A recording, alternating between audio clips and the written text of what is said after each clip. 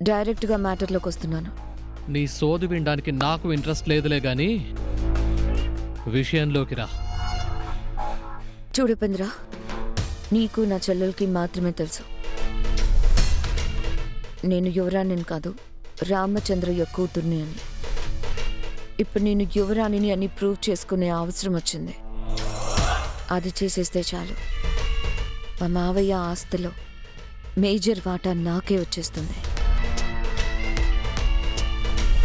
వింటున్నావా? నేనే రాజు వారి రాణి వారి మనవరాళ్ళన్నట్టు నువ్వే దానికి సంబంధించిన సాక్ష్యాలు తీసుకురావాలి. మార్నింగ్ 10 కోట్లు అడిగితే నో అన్నదానివి, ఇప్పుడు నా సాయం నీకు కావలసి వచ్చిందా?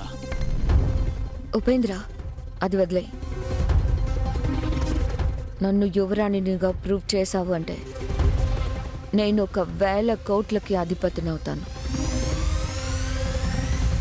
దాంట్లో నీకు 30% షేర్ ఇస్తాను.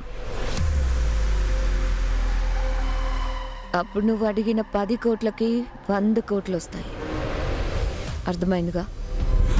త్వరగా చేసేయ్. ఆగమ్మా, ఏంటి చేసేది? నీ రహస్యం తెలిసిన వాళ్లలో నువ్వు, నేను, నీ చెల్లి, మన ముగ్గురులో నీ చెల్లెలు గుడ్, నేను బ్యాడ్, నువ్వు అగ్లీ. మీ చెల్లిని నమ్మొచ్చు, ఆఖరికి నన్నైనా నమ్మొచ్చు, కానీ నీలాంటి జిత్తుల మారిదాన్ని అస్సలు నమ్మకూడదు. అలా మాట్లాడుకో ఉపేంద్ర. నేనే నిన్ను మోసం చేయను, నన్ను నమ్ము. ఒట్టు. నీ ఒట్లెవడికి కావాలే గాని నిన్ను యువరాణిని చెయ్యాలంటే నువ్వు అర్జెంటుగా నాకు 15 కోట్లు ఇవ్వాలి. అప్పుడు నువ్వే యువరాణివని ప్రూఫ్లన్నీ సృష్టించి తెచ్చి నీకు చూపిస్తా. ఉపేంద్ర ప్లీజ్. ముందు డబ్బులిస్తేనే. బాయ్. Hello hello.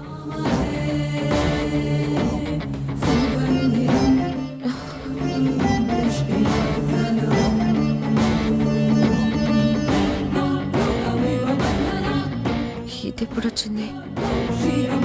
ఎవరితోనే మాట్లాడుతున్నావు? అడుగుతుందంటే వినలేదులే. నిన్నే. మళ్ళీ ఏం కుట్రలు పన్నుతున్నావు?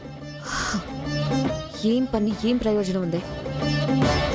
ఏం చేయగలనని ఓ అడుగుతున్నావు? మరి ఏం లేనప్పుడు ఇక్కడికొచ్చి ఫోన్లో ఏం చేస్తున్నావు? ఆకలేస్తుందని బిర్యానీ ఆర్డర్ పెట్టుకున్నానే. నువ్వు నా బుర్ర తినుకో. ఇంత టెన్షన్ పడుతూ కూడా నీకు ఆకలేస్తుందా? మరి బిర్యానీ వేరే ఆర్డర్ పెట్టుకున్నావా? అది నేను నమ్మాలి. నమ్మకపోతే కత్తి తెచ్చి పొడిచి చంపేవే. అలా నువ్వు చేయగలవు. నువ్వేం చేయనని చెప్పావు కదా. ఒకటి చెప్తాను, చేస్తావా?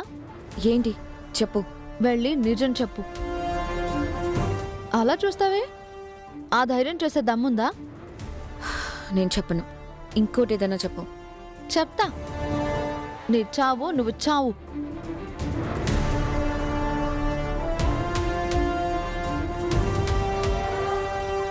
ఓ పక్క దీని టార్చర్, అక్కడేమో మనవరాలని నిరూపించాలి. వీడేమో 15 కోట్లు అడుగుతున్నాడు. ఏం చేయాలి? 15 కోట్లు ఎలా? ఓకే నమ్మగారు.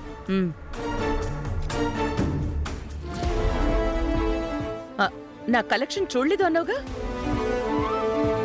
చూడు. ఇది కృష్ణదేవరాయల కాలం నాటి పచ్చల నెక్లెసు. వేలల్లో నా సొంతం అయింది. అబ్బా భలే ఉంది. హ్మ్, హ్మ్. ఇదేదో జ్యువెలరీ ఎగ్జిబిషన్ లో ఉంది. ఏం జరుగుతుంది? ఇది చూసావా? చోళరాజుల కాలం నాటిది. ఇది దక్కించుకోవడానికి వేలల్లో ఎంత పోటీ జరిగినా ఎవ్వరూ నన్ను ఓడించలేకపోయారు. అవునా? అద్భుతంగా ఉంది. వావ్. వామ్మో, చరిత్ర కలిగిన హారాలన్నీ ఇక్కడే ఉన్నాయిగా. ఇది మధురై మహారాణిది.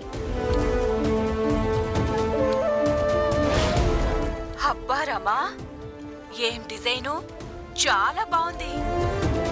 ఇది చూడు, షాజహాన్ మొదటి భార్య ముంతాజ్ వేసుకుంది. నా వశమయ్యింది. అబ్బా, నువ్వు గ్రేట్ రమా. నిజమేనా అత్త?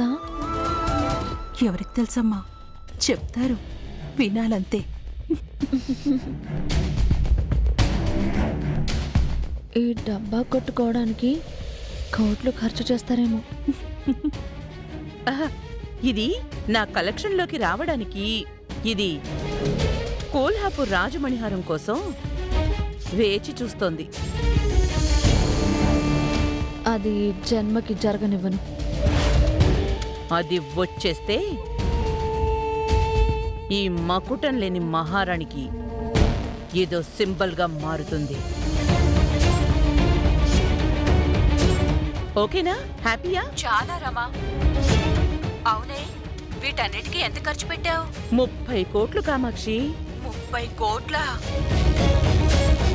మన రిక్వైర్మెంట్ 15 కోట్లే. ఆ కోట్లు పక్కన పెట్టు. ఇప్పుడు ఎన్ని కోట్లు ఇచ్చినా ఇవక్కడ దొరుకుతాయా? కరెక్టేనే, నాకు చూసే భాగ్యం దక్కింది. చూడ్డానికి నా 2 కళ్ళు సరిపోవట్లేదనుకో. ఉంటాను రమా, బాయ్. బాయ్ కామాక్షి. చామంతి, ఆ, అమ్మగారు. ఇవి లోపల పెట్టి తాళం వేసి వెళ్ళు. అలాగే అమ్మగారు. ఉమ్.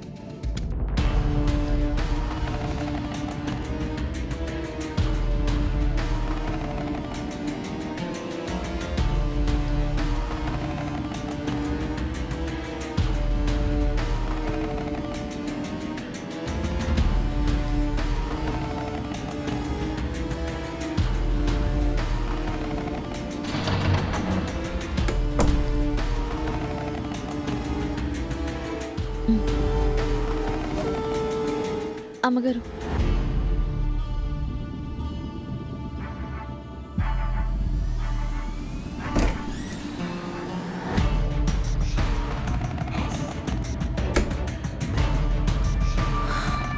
వీటితోనే ఆ ఉపేంద్ర గాడు అడిగిన 15 కోట్లు ఇవ్వాలి. ఈ రాత్రికే నీ కలెక్షన్స్ని కొట్టేస్తున్నాను రమా. తప్పదు.